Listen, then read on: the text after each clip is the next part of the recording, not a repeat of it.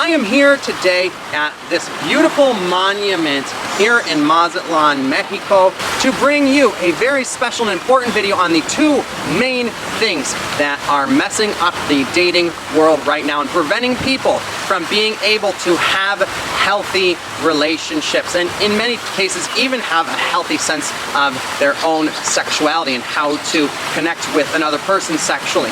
And yes, there are simply just two main things that are causing this: desocialization and the gender identity crisis.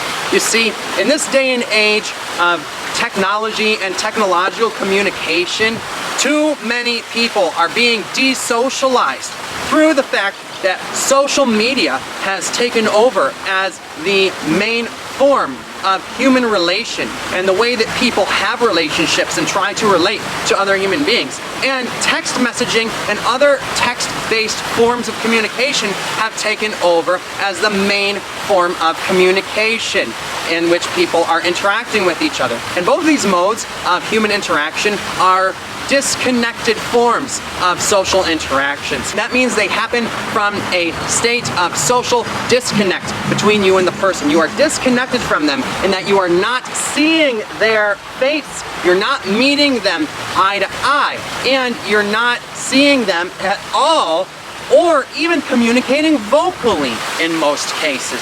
Okay, so you're not even able to really communicate properly because there's no vocalization, there's no intonation and inflection. They can't hear the tone of your voice, much less see the look on your face, see your eyes, see your body language, or any of that. Okay, and these are all integral parts of communication, right? Communication is not just something that happens with words.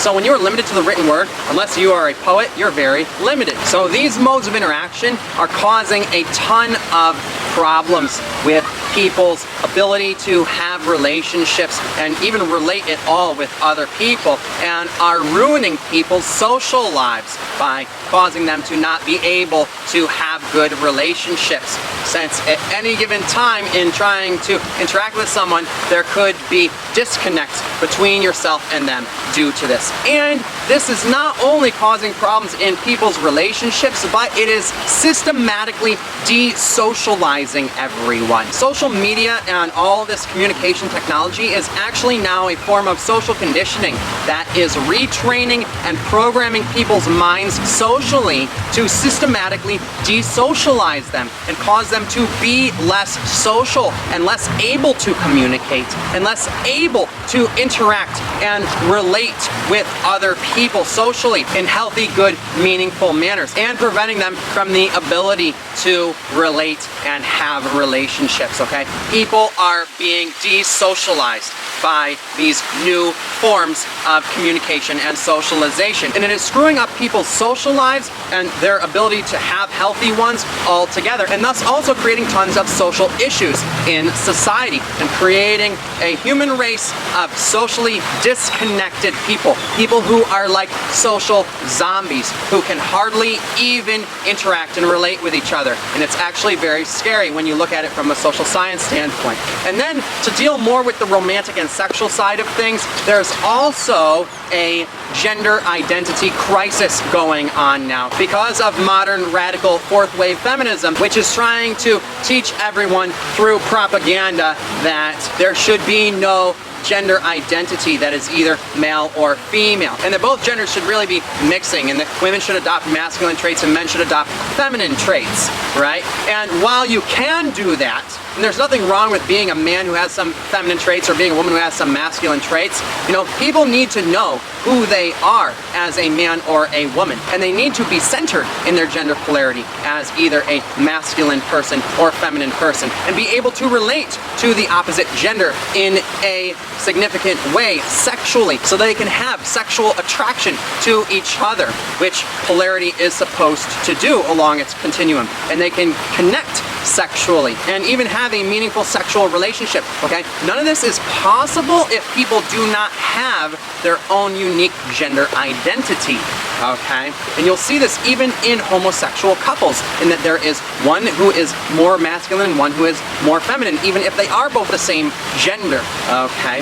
But yet, because of the modern feminist propaganda, there is a gender identity crisis going on, where people don't know what it means to be masculine or be feminine anymore, and think that they're not supposed to be just one of those things, right? And they have to do everything in more of a gender neutral format. And so people are losing their gender orientation as either being masculine or feminine, right? And being neutralized, right? And when you neutralize someone in their gender and sexual orientation, it's basically like sexually neutering them.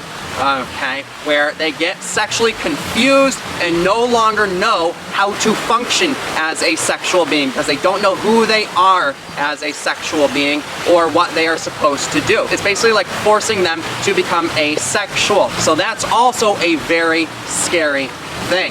Alright, so if you want to have a successful dating life and be able to actually romantically and sexually connect with others and get the love life that you want, you've got to stop relying only upon social media and text messaging for your interactions and your social life, okay? You've got to break free from that system of socialization and try to socialize more the old-fashioned way, using your voice by picking up the phone and calling people, right? And most importantly, by socializing primarily in person with others, face to face, okay? And minimize your use of social media and text messaging. Keep it for basic information exchanges like making plans. Do not rely upon it for conversations, okay? And then also, do not allow yourself to be